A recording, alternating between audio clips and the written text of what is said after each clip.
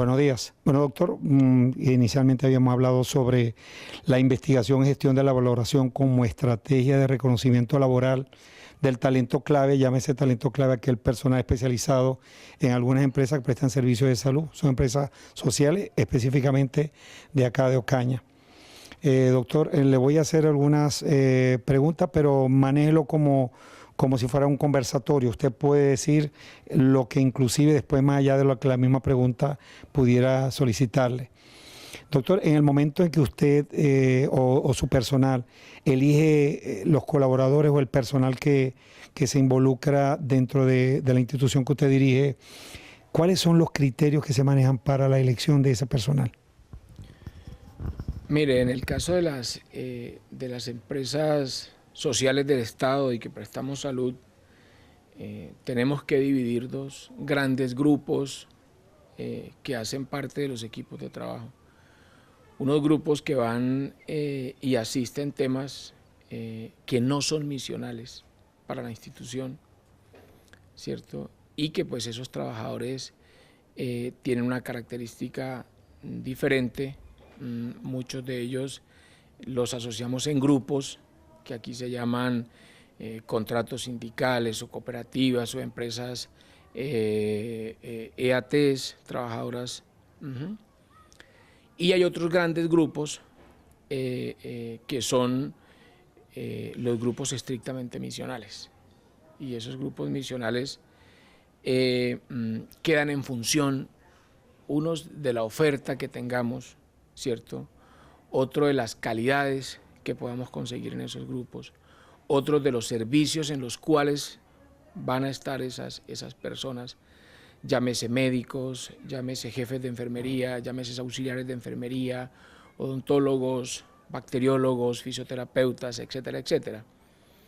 Entonces, nosotros, el mercado de nosotros, el mercado propio para la apropiación o consecución de esos recursos misionales, está muy en función de la actividad.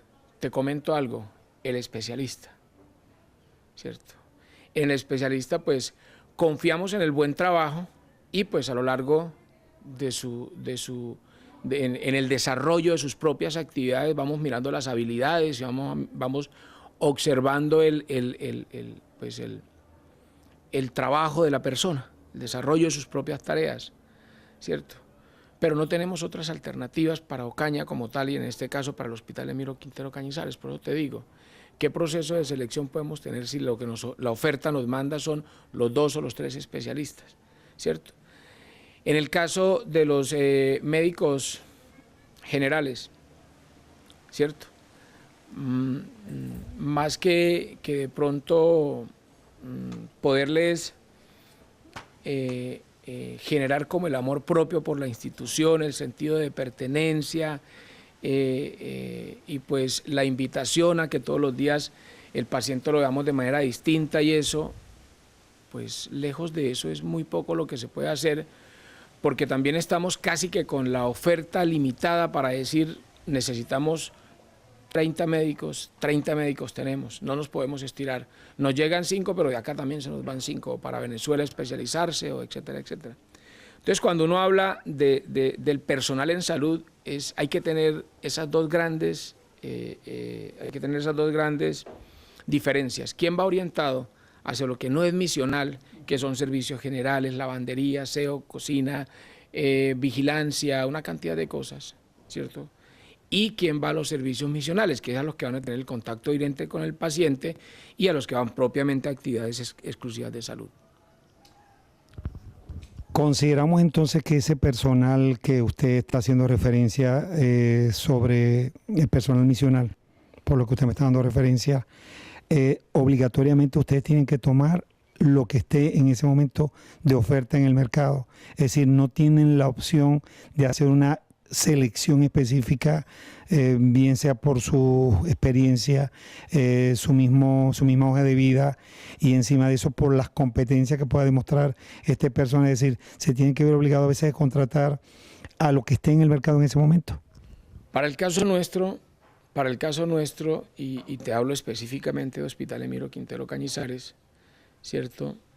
hay unos elementos en donde estamos casi que en función de esto, ¿cierto? Nos llegó un otorrino, ese otorrino buscamos cómo capturarlo para que llegue al hospital. Llegó un radiólogo, una radióloga, buscamos cómo ese radiólogo se vincula a nuestra institución. Que cómo es el radiólogo, bueno o malo, eso es un tema que lo vamos discutiendo y lo vamos a lo largo del tiempo, lo vamos evaluando frente a esto. No sé si Alfredo conoce propiamente el caso del otorrino de hace 8 meses, 6 meses. Lo necesitábamos, era una necesidad urgente para el hospital un otorrino.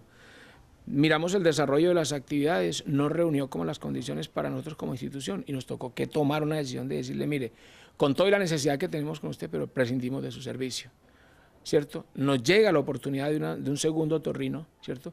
Pero es para este caso. Es decir, aquí los anestesiólogos que están es los que necesitamos, los cirujanos que están con nosotros, somos los que necesitamos. No tenemos como esa capacidad de decir, oiga, venga, vamos a hacer un proceso de reclutamiento de los cuales voy a prescindir de los servicios de Julano y Julano, porque no tengo cómo, o sea, así tome las medidas para evaluar, la oferta no me da para más.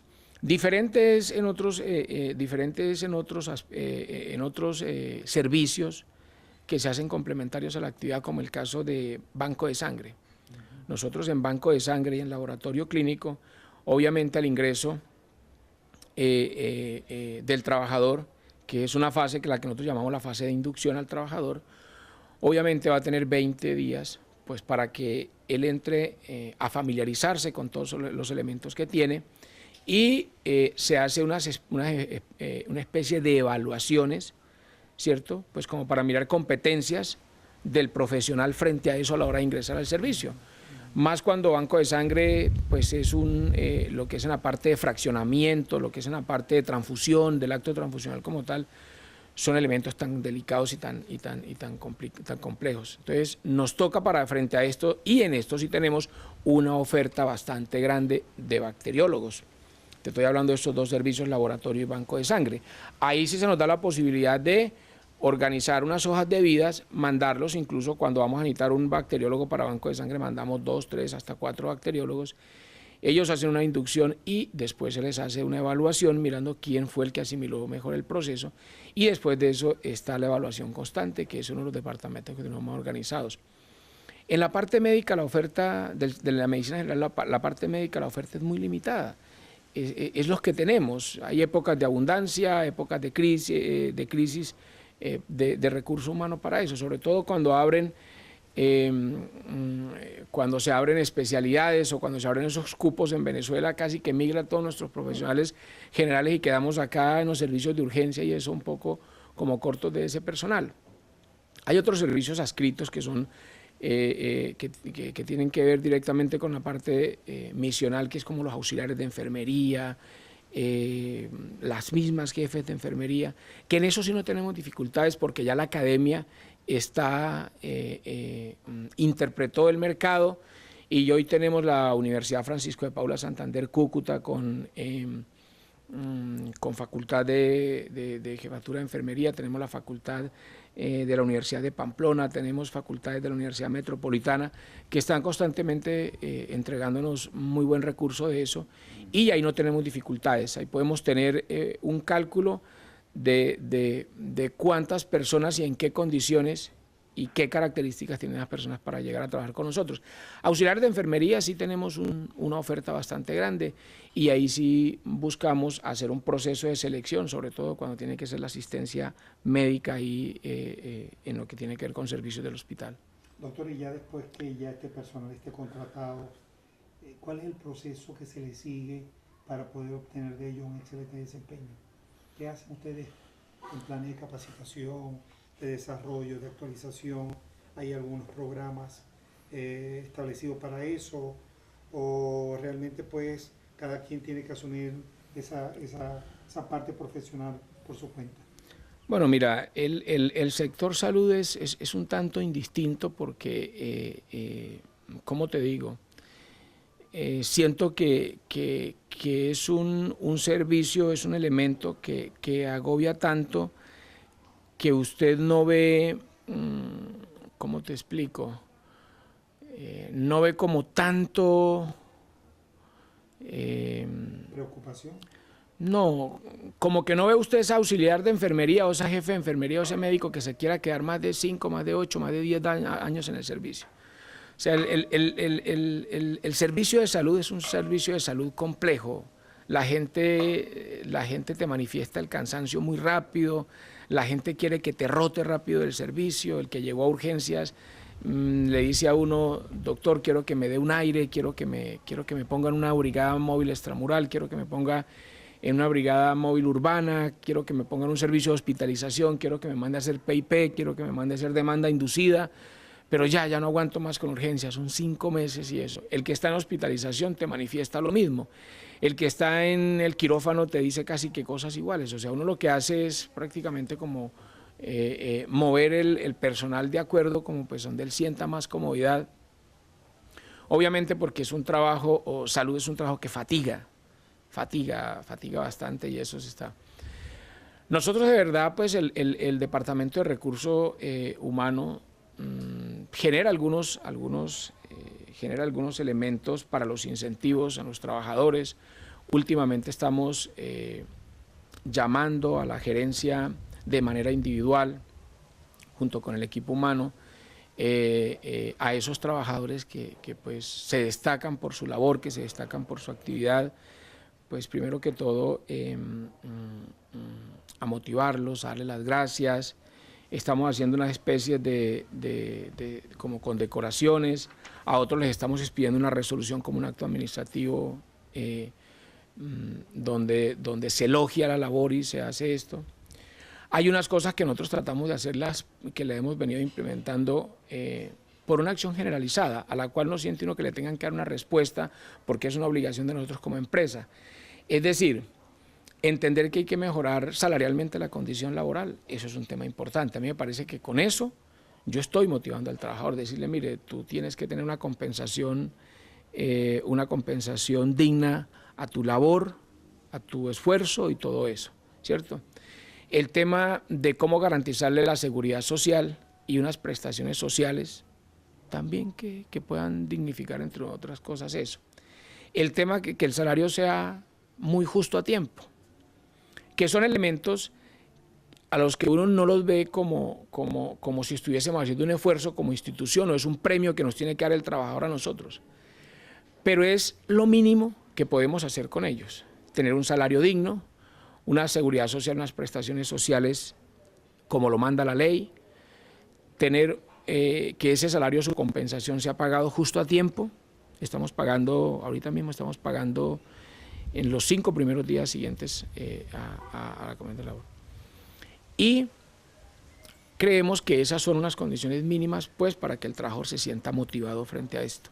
Hay un equipo de calidad, que se ha conformado últimamente dentro del sistema obligatorio de garantía de la calidad. Tenemos el tema de recurso humano y ellos en la parte de lo que tiene que ver con humanización de la atención, les tocó iniciar ese espacio de humanización de la atención por concientizar mucho al trabajador frente a la respuesta que le tiene que dar al usuario. Entonces eso nos hizo dar como un stop en el camino para decirle, oiga, venga, no podemos ir a llegarle al trabajador con un discurso y con unos elementos para que en el tema de humanización nos aporte cuando no generamos valoración sobre ellos. Entonces me parece que el equipo de calidad está haciendo un trabajo bastante importante por todas las instituciones en la parte de sensibilización al trabajador y todas esas cosas. Doctor, de todas las cosas que usted acaba de señalar, hay dos que me llamaron poderosamente la atención. Primero, los planes de reconocimiento y de valoración que usted hacía mención, se le hacen al personal no solamente desde el punto de vista salarial, sino desde otro incentivo. Habló sobre la fatiga laboral del que generaba precisamente los servicios que prestaba este personal misional. Y por lo otro, pues acaba de hacer mención de algo muy importante, es decir, esta gente busca, para tener compromiso, busca también o trata de buscar un proceso, digo, la gente de talento humano, de humanizar, vamos a decirlo así, el servicio que presta este trabajador. No es la primera persona que lo dice. ese problema de deshumanización que estamos nosotros observando en este sector, donde sabemos que debe haber un mayor compromiso humano, porque precisamente desde adentro, desde ponerme, desde la empatía emocional con el usuario, vemos que no hay ese compromiso por parte de ese tipo de trabajador.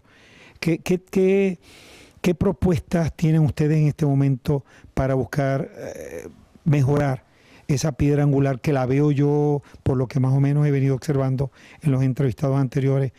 Cada vez hablan de la humanización de ese personal. ¿Qué propuesta tiene usted como director de esa institución y su personal para buscar que esta gente tenga ese grado de, vamos a decir así, de amabilidad, de sensibilidad hacia el usuario que lo requiere, porque sabemos que ellos vienen con una conducta emocional bastante afectada producto de su situación? Miren, nosotros iniciamos hace 5 años un proceso de acreditación. Fuimos incluidos entre las 100 instituciones públicas para acreditarse. Obviamente acreditación es solamente un elemento dentro del componente del sistema obligatorio de garantía de la calidad, donde está el MESI, donde están todos los planes de mejoramiento, los PAMES, donde está el Departamento de Calidad y de Auditoría y donde está la parte de acreditación como tal. Incluso habilitación hace parte de ese tema, pero acreditación es eso, ¿cierto? Y ese ítem de acreditación nos hace medir unos estándares de calidad, ¿cierto? Hay unos estándares que son estrictamente administrativos, hay otros estándares que son de apoyo, hay otros estándares que son complementarios, pero hay unos estándares que están dedicados única y exclusivamente a la atención del paciente. Hay un elemento que se llama generar seguridad para el paciente, seguridad para el paciente. Y ese estándar lo que nos dice es cómo podemos llevar un mensaje diferente hacia el enfermo, ¿cierto? Entonces, por eso hoy los tiempos para las consultas, tanto de medicina general como de medicina especializada, como de psicología, son los tiempos que se están dando, estamos buscando que se utilice y se garantice el tiempo necesario para la consulta. O sea, es decir, el médico no puede llegar y sin preguntarle su nombre, sin preguntarle cómo está, sin saludarlo, sin darle una bienvenida. Sin esos elementos, al médico le queda muy difícil poderles traerle, ¿cierto?, a ese paciente los elementos que necesita para la valoración y para el diagnóstico de su cosa. Necesitamos que el médico invierta más tiempo en dialogar con el paciente, en hablar con el paciente, ¿cierto?, en que se vuelva sensible frente a esos temas. Obviamente, para el paciente que está hospitalizado, le estamos ingresando con todo el equipo interdisciplinario, le ingresa el especialista, ingresa el médico, ingresa el auxiliar de enfermería, ingresa la jefe. Lo primero que hacen es una ronda, lo que llamamos la ronda de presentación. Eso no se hacía en el hospital, jamás. Una ronda de presentación, donde el paciente que está ahí operado por su fractura le diga: mire, mucho gusto, yo soy Celso Ortiz, ortopedista, fue quien te operé, todo el tema, mire, yo soy tu médico general, voy a estar por el día hoy hasta las 6 de la tarde, la jefe, se presenta todo el mundo, ¿cierto? ¿Sí?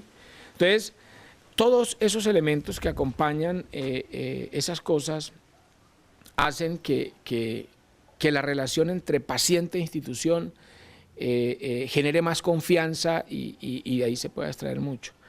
Es como la parte de lo que estamos nosotros en este momento buscando. El paciente como un elemento central de la institución. El sistema lo ha convertido no en un paciente, el sistema lo ha invertido en un cliente, porque casi que las empresas del sector salud se pelean tanto la prestación y esto, que hoy ya dejó de ser un paciente, sino es un cliente para esto. Entonces nosotros estamos volviendo al hecho de que nosotros, el Hospital Emiro, se muestre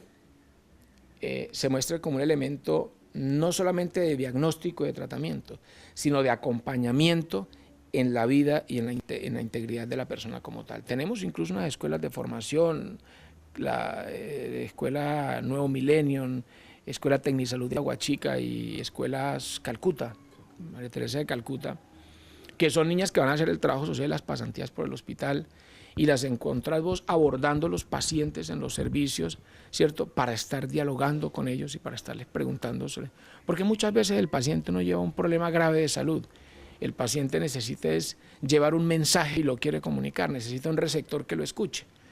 Muchas veces lo tiene que escuchar el médico, lo tiene que escuchar la enfermera en el servicio, lo tiene que escuchar el especialista al momento de la cirugía, pero muchas veces la gente lleva es un mensaje, entonces estamos dispuestos también a escucharlos.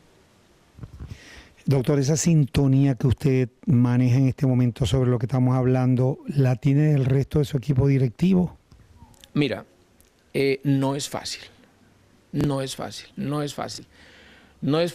y encontrás es triste decirlo en este sentido, pero cuando se trata de humanización de la atención y cuando se trata de elementos que conjuguen un buen servicio para esto, uno encuentra más receptividad en el vigilante, encuentra más receptividad en el camillero, encuentra más receptividad en el auxiliar de enfermería y encuentra uno más receptividad y más disposición para que este mensaje se transmita que en las propias esferas altas de atención. El que es más difícil de llevarlo a un plano de humanización en la atención es al propio especialista, el que más tuvo academia, el que más se preparó, ¿cierto?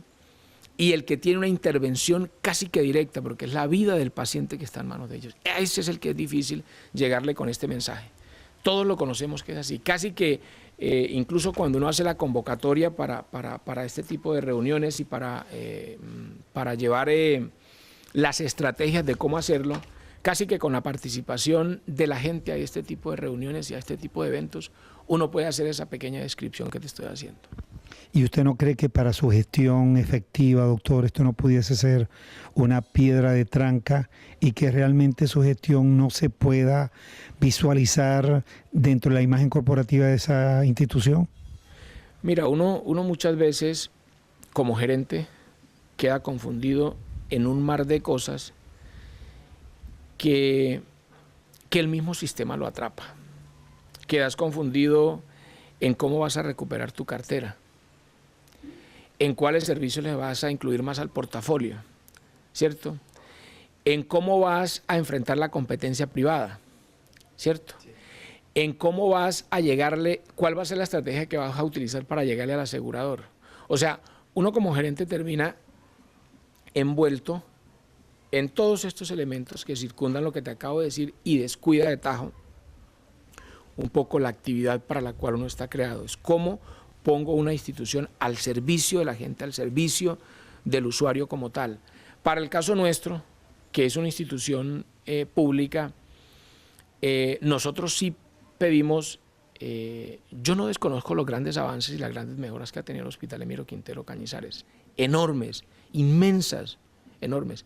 La dificultad que tenemos nosotros es que le decimos, el llamado lo hacemos a la gente diciéndole, oiga, trátenos diferente porque es que nosotros no somos selectivos en atención. Profe, nosotros manejamos grandes, inmensos volúmenes. A nosotros nos llegan los pobres, nos llegan los más pobres, nos llegan los que no tienen carnet, nos llegan los indigentes, nos llegan los venezolanos indocumentados y que cruzaron la frontera y que no tienen ningún tipo de seguridad.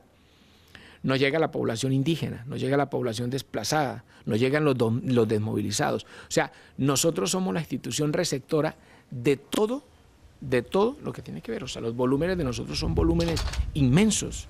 Nosotros manejamos unos volúmenes inmensos en esta parte. Sin ni siquiera nosotros decir, oiga, ¿usted tiene plata o no tiene plata? ¿Usted tiene régimen o no tiene régimen? ¿Usted tiene aseguramiento o no tiene aseguramiento? Es nuestra función como hospital público no negarle la atención absolutamente a nadie. Eso nos hace manejar unos volúmenes excesivamente grandes y poder aplicar vos todos esos estándares de calidad y poder aplicar vos todos esos elementos que nosotros traemos para generar esa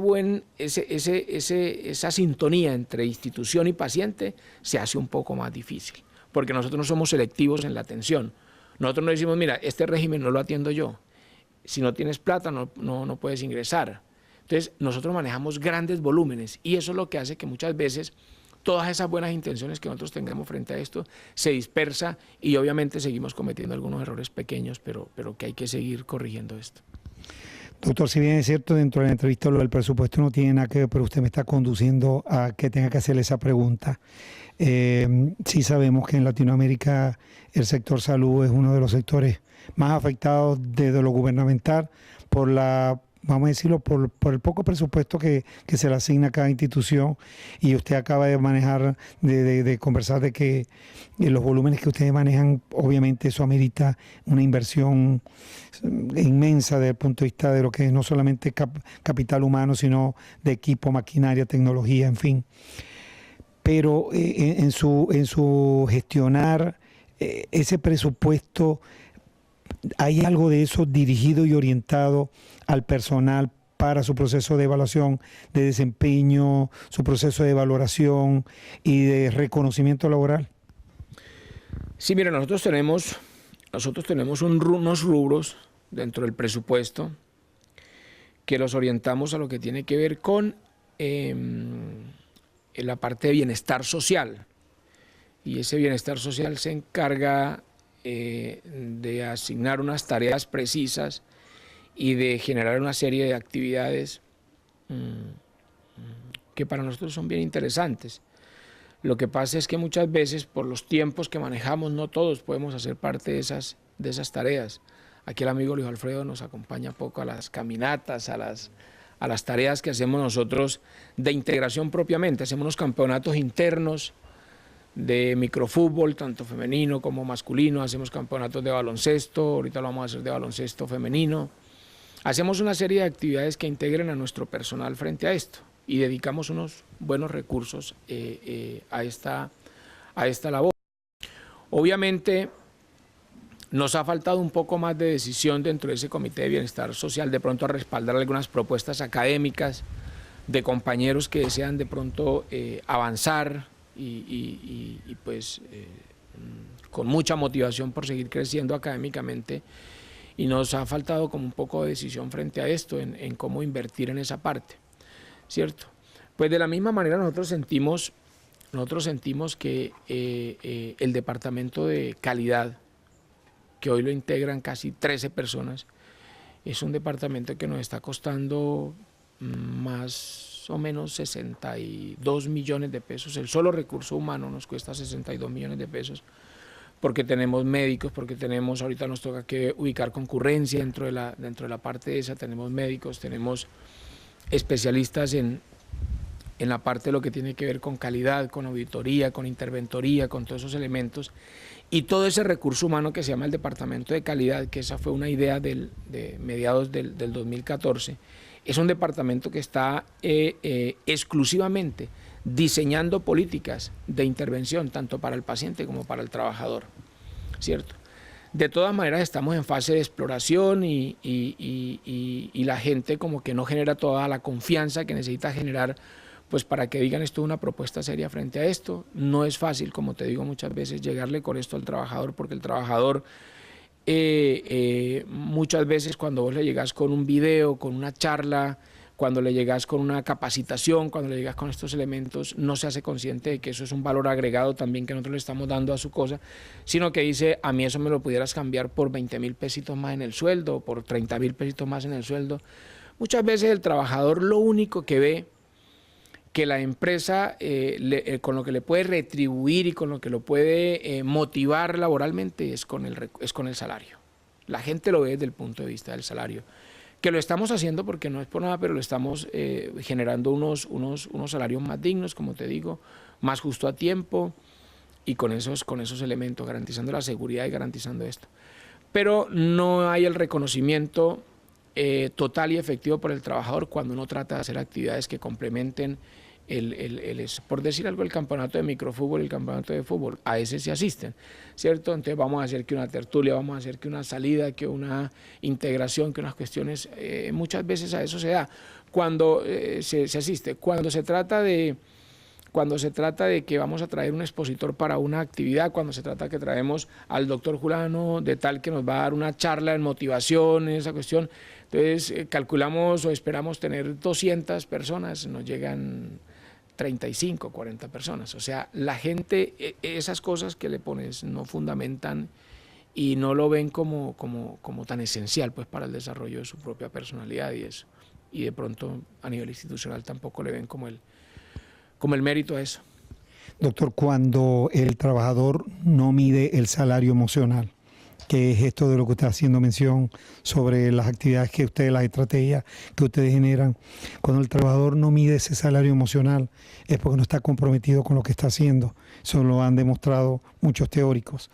De hecho, sin irnos muy lejos, Maslow nos decía en su teoría de las necesidades que el hombre a veces simplemente da respuesta a una necesidad en específico, y esta necesidad al verse cubierta, pues la otra no le interesa mucho. Él hablaba sobre la necesidad de un salario, que es con lo que se retribuye aquella labor que usted realiza por alguna función cumplida.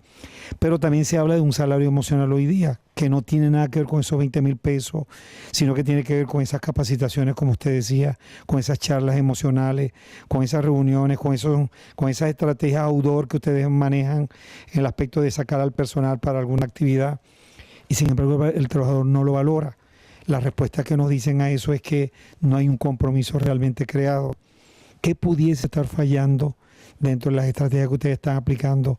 Que la gente no sienta que ustedes lo que están es prácticamente dentro de ese salario emocional, aumentándole no solamente sus capacidades y humanizándolo un poco más para esa socialización con el usuario, sino que también le están dando un valor agregado a lo profesional. ¿Qué estrategias cree usted que deberían implementar o las que están implementando no están funcionando? Mire, a mí me parece que el sector salud es un sector que es típico de elementos como estos. Mientras que un auxiliar de enfermería, su salario es 800.000 pesos. Un médico hoy en día su ingreso base de cotización está en 2.800.000, 3 millones, sí, y así sucesivamente en ese orden. Un especialista hoy en el hospital se gana 40 millones de pesos. O sea, tú ves una disparidad enorme en el sector. Entonces hay gente que con hacer la consulta y con hacer la valoración y eso le ingresan 40 millones de pesos. Hay gente que está toda la noche frente al paciente, quitándole la sonda, poniéndole el medicamento, asistiéndole de una manera, asistiéndole de otra, y se gana 800.000 pesos. Me parece que en el sector salud hay unos desequilibrios excesivos en el ingreso. Y eso, aunque usted no lo crea, esa percepción la tiene el trabajador a la hora, el que le toca el que recibe eso sin trasnocharse, pero el que recibe un salario indigno toda la noche frente a eso. La condición propia del trabajador o la escala o la posición que tenga. O sea, no es lo mismo la auxiliar de enfermería que está de planta, que tiene un ingreso base de cotización de 1.300.000, que tiene 200.000 pesos de recargos si se trasnocha 2 o 3 noches festivas dominicales, entonces le va a llegar su salario de 1.500.000 pesos, a la auxiliar contratada a través de un contrato sindical o de una empresa asociativa o de un contrato sindical que se gana los escasos 800.000 pesos. O sea, estamos hablando de una persona que cumple una labor igual en una condición salarial diferente. La que te gana 800.000 pesos y la que se gana 1.500.000, 1.600.000 pesos. ¿Cierto? ¿Qué es lo que uno frente a esto observa? El modelo de salud está hecho para eso. No solamente ocurre en el Hospital Emilio Quintero Cañizares, ocurre en todos los hospitales públicos del país, ocurre en todas las clínicas del país, ocurre en todo el sector, ¿cierto? Esa disparidad que hay frente a la remuneración, eso muchas veces hace que el trabajador asuma posiciones diferentes a la de crear un sentido de pertenencia, a la de llevar la institución frente a esto. Y el trabajador está midiendo a toda hora ¿dónde me pagan 50 pesitos más para yo estar? Entonces yo soy médico del Hospital Emiro Quintero Cañizares y me gano 1.800.000, me gano 2.800.000. Pero el día que encuentre una clínica que me ofrezca 2.850.000, yo no tengo nada que ver y hacia allá me voy. O sea, a mí el trabajo me lo indica, es el salario. No es la institución, no son las políticas de la institución, y eso lo conocemos. Eso es un tema de Ocaña, eso es un tema del norte de Santander, eso es un tema del país. El profesional de la salud está donde están los 50 pesitos más en su salario. Eso no te lo voy a poder ocultar, y da como afán decirlo en un elemento como esto. Pero el trabajador de la salud tiene esa característica por esas grandes disparidades que hay frente a esto. A ver, doctor, quiero entender entonces que lo estratégico, me refiero a la plataforma estratégica de la organización, llámese misión, visión, valores corporativos, no es en este momento el problema, porque estoy entendiendo que ustedes hacen esfuerzos sobrehumanos para que se maneje organizacionalmente así, pero hay una distorsión que usted acaba de mencionar que creo que es importante explotar, que es precisamente esa disparidad salarial que existe en ese tabulador, donde un personal que cumple las mismas funciones y aún teniendo, si posible, más competencia que aquel que se está ganando el salario mayor, recibe un salario menor. Es decir, me importa un bledo un salario emocional si ya desde el punto de vista económico yo no estoy percibiendo lo que por condición de trabajo y esfuerzo estoy dando. Obviamente cuesta mucho hacerle entender a la persona, cognitivamente hablando, de que no es a mí no me importa la misión y la visión de este negocio, a mí no me importa todo lo que me puedan dar en capacitación, a mí no me importa, a mí lo que me importa es que me paguen esos 50.000 o el mismo médico. Están viendo lo económico como parte fundamental y se nos cae la teoría emocional donde dice el salario no es lo que motiva a una persona para estar bien, sino el ambiente de trabajo. Me tiene muy sorprendido esa respuesta que usted me está dando, porque no es la primera vez que lo escucho, pero sí pocas veces a alguien decir el problema está que tenemos una distorsión de salario. ¿Y cómo resolvemos ese problema? Usted, doctor, como directivo, vamos a decir, como el más alto ejecutivo de esa institución, ¿cómo ve usted la solución que pudiera usted decirle al gobierno nacional? Esto es lo que hay que hacer, porque usted lo está viviendo, usted lo tiene detectado, usted está viendo, tiene la estrategia, pero resulta que no le está funcionando, porque usted no es el que tiene el dinero para pagarlo. Sí, mire, esto hace parte de los vacíos con lo que se legisla aquí en Colombia. Aquí en Colombia, este es un país que está sobrediagnosticado. Abundan leyes, abundan normas, abundan decretos, abundan todo, pero en la práctica lo que se hace es muy poco. Me parece que el ministro de Trabajo generó una expectativa para todos los colombianos en el sector salud con el tema de la formalización laboral, generó unas expectativas y las dejó en el limbo. Nosotros en este momento tenemos trabajadores oficiales, trabajadores de planta, trabajadores contratados a través de contrato sindical, trabajadores a través de empresas asociativas del Estado, trabajadores a través de empresas de vigilancia, trabajadores contratados de manera directa, trabajadores contratados por eventos, en el caso de las especialidades, ¿cierto? Trabajadores contratados por nivel de producción. O sea, es decir, en las instituciones públicas se ve una mezcla de todo tipo de contratación, Y eso hace generar algunos ambientes bastante difíciles. Yo diría que es un tema que tiene que ver más con el hueco fiscal que tiene el sector salud hoy. Es, primero, al especialista le soltaron el lapicero. Le soltaron el lapicero y le dijeron, oiga, mire, genere usted toda la autodemanda que pueda y cobre por su profesión. Entonces el especialista se dedicó a eso, ¿cierto? Y a otro sector de los trabajadores le pusieron unas limitantes bastante grandes. Es decir, ¿cómo hago yo? Yo tengo más o menos hoy por hoy tengo más o menos 175 trabajadores de planta. Y podría tener 500 trabajadores o 600 trabajadores contratados a través de estas empresas que te digo. O sea, qué lío si yo intentara generar una escala que se acercaran entre esas compensaciones entre ellos, que se acercaran entre ellos. Pero lo que te digo, esas diferencias están marcadas y salirse ahí es muy difícil porque el modelo no lo permite. O sea, tú eres trabajador de planta, te ganas 1.600.000. Tú no puedes ser, tú tienes que ser contratado y tu salario no va a pasar de 800.000 pesos, ¿cierto? Se inventaron que las famosas plantas transitorias, ahorita ya las quieren volver a eliminar. Los únicos cargos que podemos reemplazar nosotros son los cargos que quedan vacantes, de resto pare de contar, no podemos hacer más nombramientos. Nos están indicando el camino de la contratación, nos están diciendo, señalando, mire, usted tiene que contratarse a través de un contrato sindical, no hay otra opción. ¿Qué otra opción nos dejaron en la manera de contratar lo misional? Solamente lo misional, ¿cierto? Que no los puedas hacer eventos, lo vas a través de un contrato sindical. Tengo otra chance para pensar frente a algo, no tienes otra chance. Todo lo que tiene que ver con lo que no es misional, te dieron otra chance diferente a lo que tienen que ser, a lo que tienen que ver las EATES, las empresas asociativas de trabajo, no te dieron otra chance para hacerlo. ¿Cómo tienes que contratar la vigilancia? La tienes que contratar de esta manera. ¿Cómo tienes que contratar el aseo y la desinfección? La tienes que contratar. ¿Qué tienes que hacer con la comida? No te compliques con la comida. La comida son servicios adscritos que tienes que tercerizarlos. Dile a un tercero que te venda la comida. O sea, es decir, el modelo que hoy tenemos es un modelo que nos lo imponen. Nos lo imponen prácticamente, nos dicen de acá de este círculo no te puedes salir y pues aquí tienen los organismos de control para que te vigilen si te estás contratando el médico de manera directa, porque ese médico mañana te puede demandar y puedes hacerle una lesión al patrimonio de la institución. Entonces, esto va así, esto va así. O sea, es decir, acá la contratación en el modelo de salud es una receta. Esto se contrata así, esto se contrata así.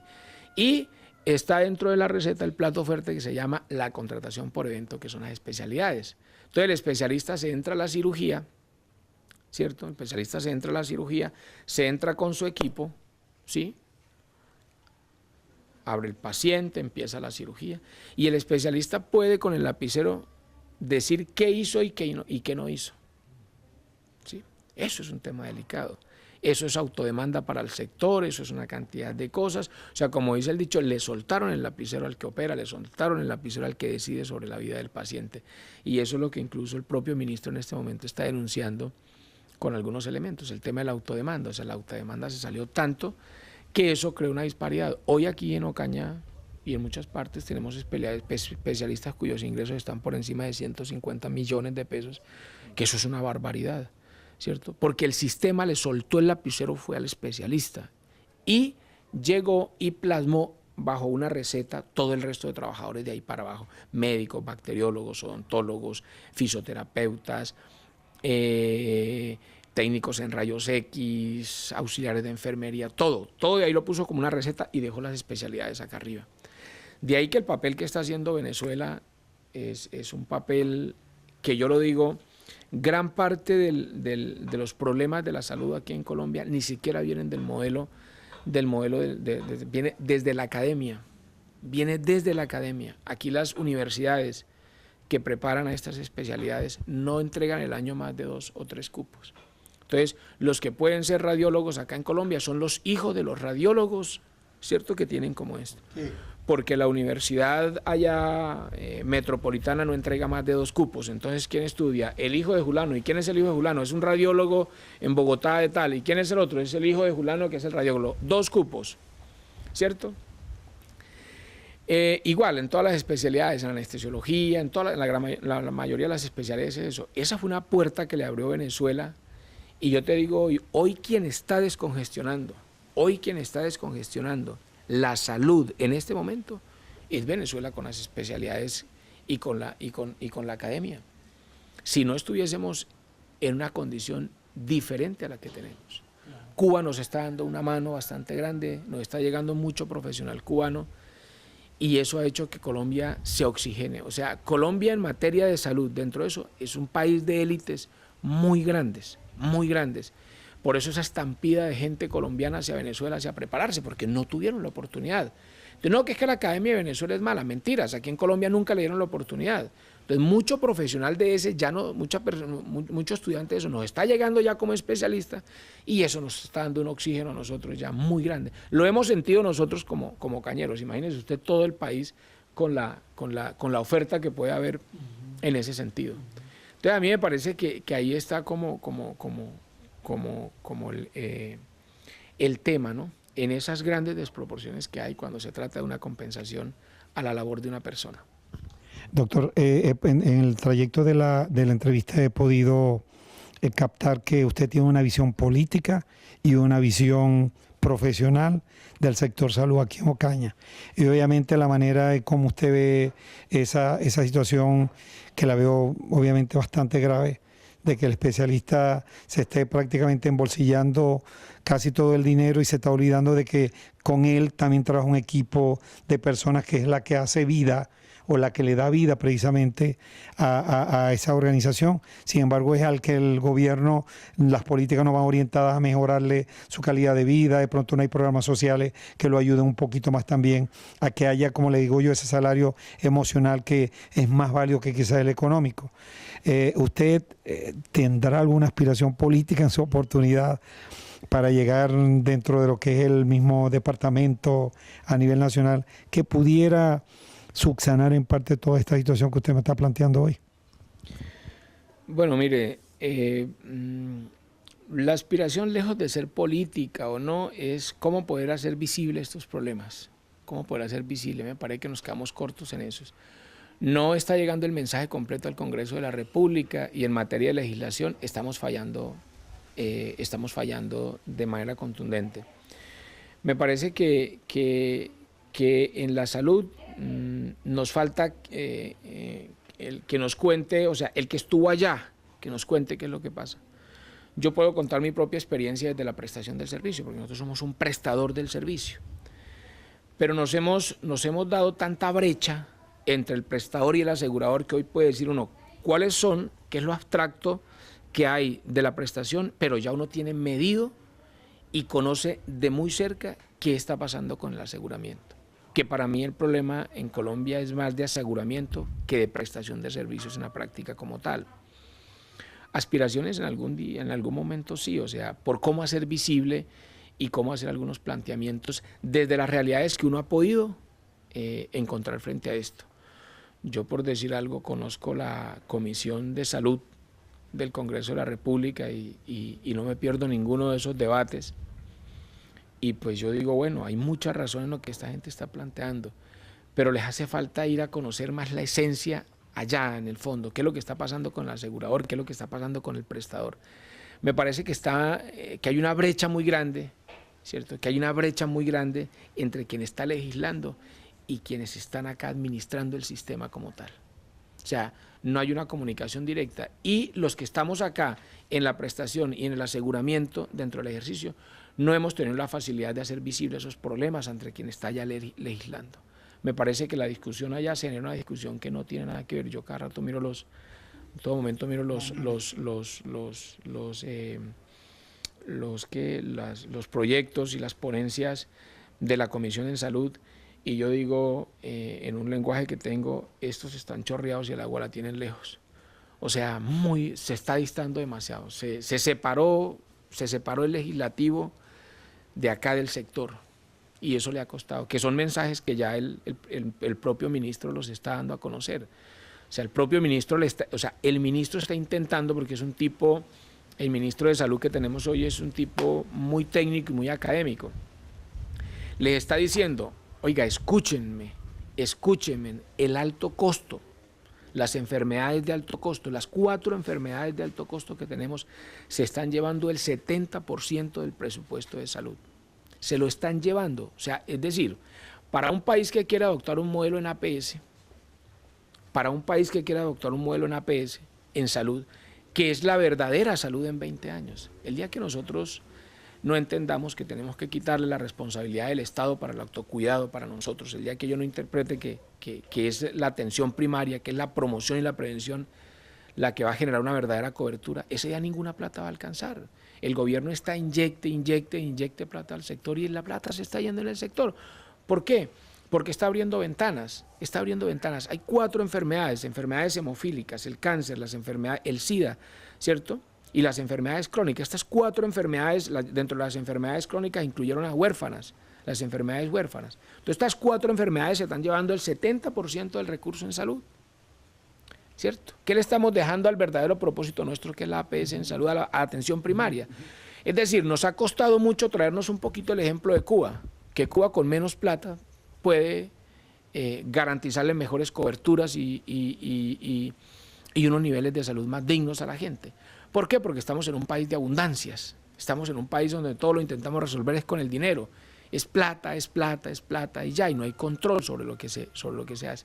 Entonces, mire que el presupuesto de la salud es un presupuesto que está llegando casi al mismo presupuesto de las fuerzas militares y la plata no está alcanzando.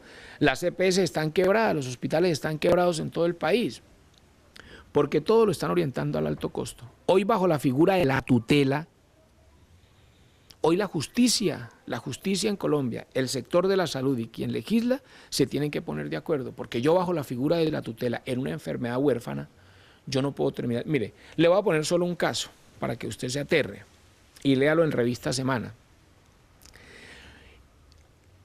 Nueva EPS, los activos de Nueva EPS son 180.000 millones de pesos, los activos de Nueva EPS, que es una empresa aseguradora mixta, que tiene dinero estatal y que tiene dinero privado.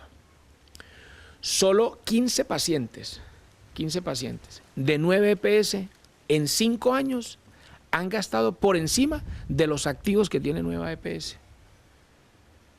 Solo hay un señor de 64 años que se ha gastado 9 millones de dólares en un tratamiento de fertilidad bajo la figura de la tutela.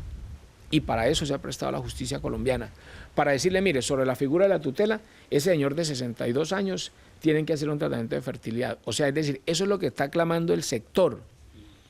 Aquí los jueces, bajo la figura de la tutela, le están diciendo, ordénese todo. Entonces, el síndrome, cualquier síndrome que lo llamen una enfermedad huérfana, bajo la figura de la tutela, garantícele todos los tratamientos que son experimentales.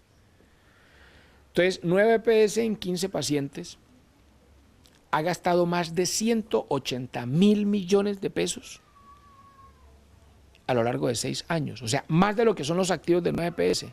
Pues, ¿cómo no va a estar quebrada la 9 EPS? Bajo la figura de tutela en esas enfermedades que le acabo de nombrar. Cáncer, SIDA, enfermedades crónicas, hemofílicas y enfermedades huérfanas. ¿Cierto? La atención está centrada en esto, porque se nos olvidó que la verdadera salud está en la atención primaria en salud, en la promoción y en la prevención, ¿cierto?